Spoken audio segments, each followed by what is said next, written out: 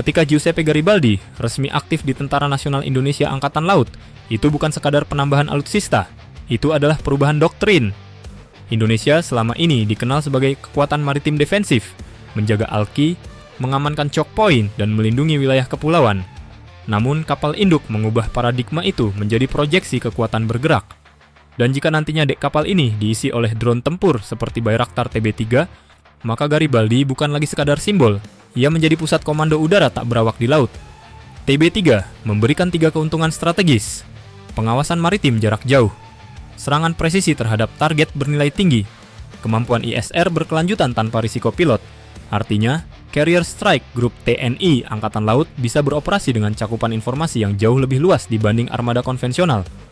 Pertanyaannya sekarang bukan lagi apakah Indonesia butuh kapal induk, tapi di mana ia akan ditempatkan, dan jika digeber akan sampai negara mana saja di kawasan Asia Tenggara.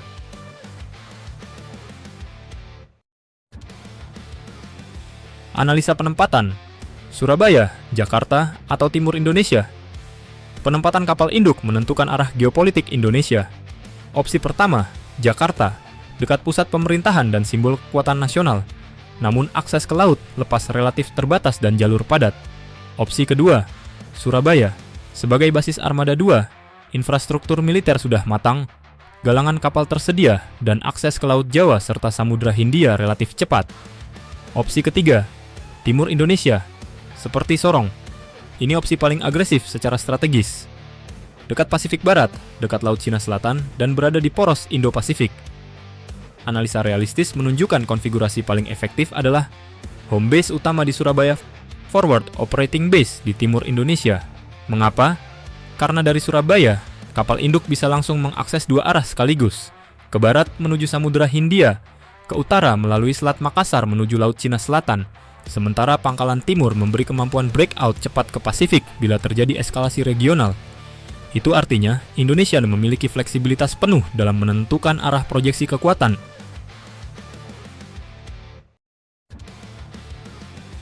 Sekali jalan, negara mana saja bisa dijangkau. Sekarang kita masuk ke bagian paling menarik. Jika Carrier Strike Group berlayar dari Surabaya dengan kecepatan rata-rata 18-20 knot, dalam hitungan hari saja sudah bisa mencapai Singapura, Malaysia, Filipina. Dalam beberapa hari tambahan, CSG bisa masuk area Laut Cina Selatan dan mendekati Vietnam, wilayah selatan Taiwan, hingga jalur perdagangan menuju Jepang Selatan.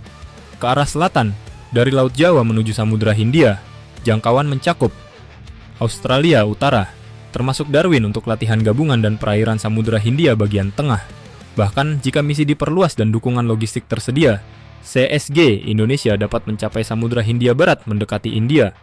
Ini bukan berarti menyerang, ini adalah diplomasi kekuatan laut. Carrier Strike Group adalah alat sinyal strategis. Kehadirannya saja sudah cukup untuk mengubah kalkulasi banyak pihak.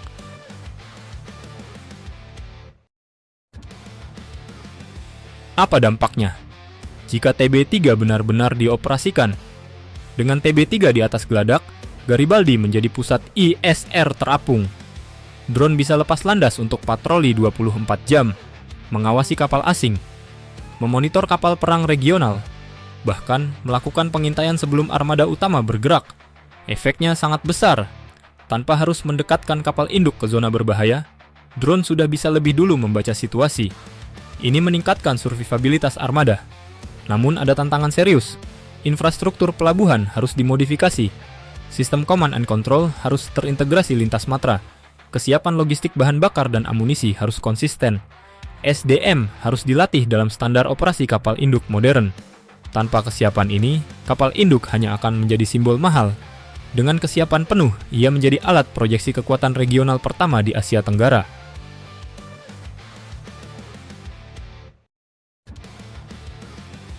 Apakah ini mengubah posisi Indonesia di Indo-Pasifik?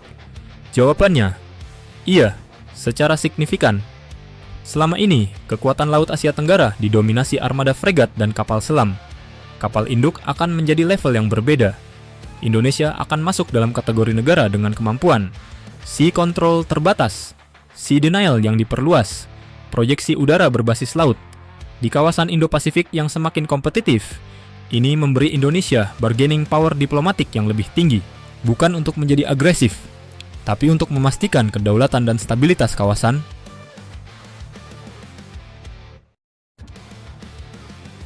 Jika Garibaldi resmi aktif dan diisi TB3, maka penempatan paling rasional adalah Surabaya dengan dukungan Pangkalan Timur. Dalam sekali operasi, Carrier Strike Group dapat menjangkau Asia Tenggara, Pasifik Barat, hingga Samudra Hindia. Dampak geopolitiknya besar, bukan hanya militer tetapi diplomasi. Yang paling penting bukan sekadar memiliki kapal induk, tetapi bagaimana Indonesia menggunakannya sebagai alat keseimbangan kekuatan. Karena di era modern, kekuatan laut bukan hanya tentang siapa yang punya kapal terbesar, tetapi siapa yang mampu mengendalikan ruang laut dan informasi secara bersamaan. Dan jika Garibaldi benar-benar aktif penuh di TNI Angkatan Laut, maka Indonesia akan memasuki babak baru dalam sejarah pertahanan maritimnya.